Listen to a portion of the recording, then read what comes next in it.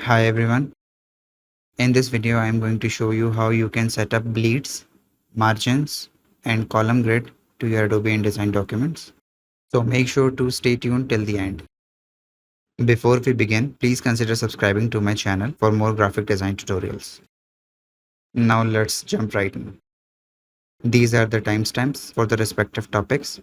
You can use these to jump to your desired section. We will be covering single pages and facing pages document types in this video. To set up bleeds, go to File and then Document Setup. Use this dialog box to set up bleeds for your documents.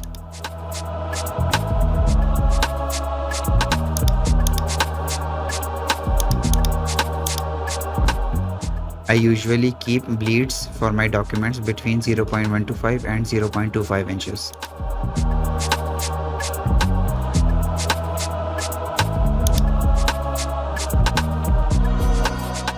Use this chain icon to constrain proportions. Once satisfied, then click OK.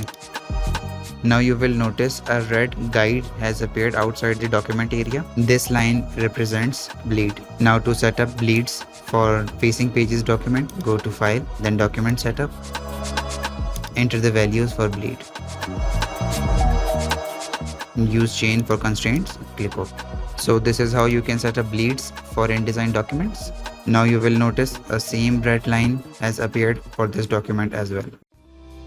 In this chapter, we will learn how you can set up margins for documents.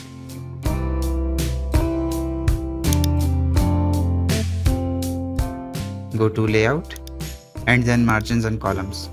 Use these sliders for the value for margins. I usually keep the value between 0.25, 0.5 and 0.75 inches. Use this chain icon to constrain proportions.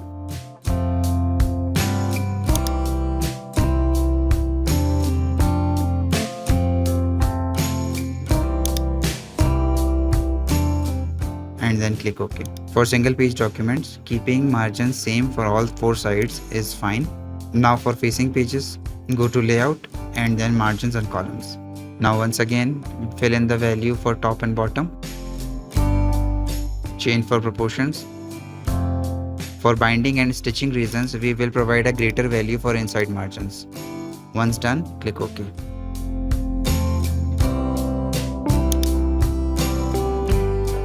So this is how you can set up margins for InDesign documents. Now in this chapter, we will learn how we can apply column grid to Adobe InDesign documents. To set up column grids, go to Layout and Margins and Columns. I usually keep number of columns as even number like 2, 4, 6 and 8. Using even number of column often result in uniform looking graphical elements on the layout. One thing to consider before we apply column grid is that column grid directly depend upon the area available inside the margins. Use this slider to provide number of columns. Use this slider to provide gutter values. When satisfied, click OK.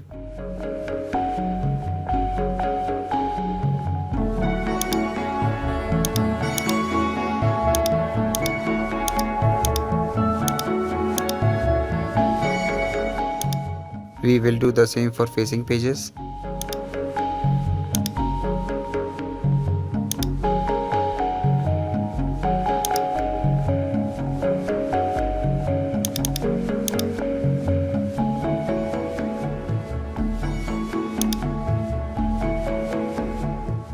So this is how you can set up bleeds, margins and column grid to your Adobe InDesign documents. This is it for this video. I hope you found this video helpful. Share your thoughts in the comment section below. Thanks for watching. Please like, share and subscribe to my channel.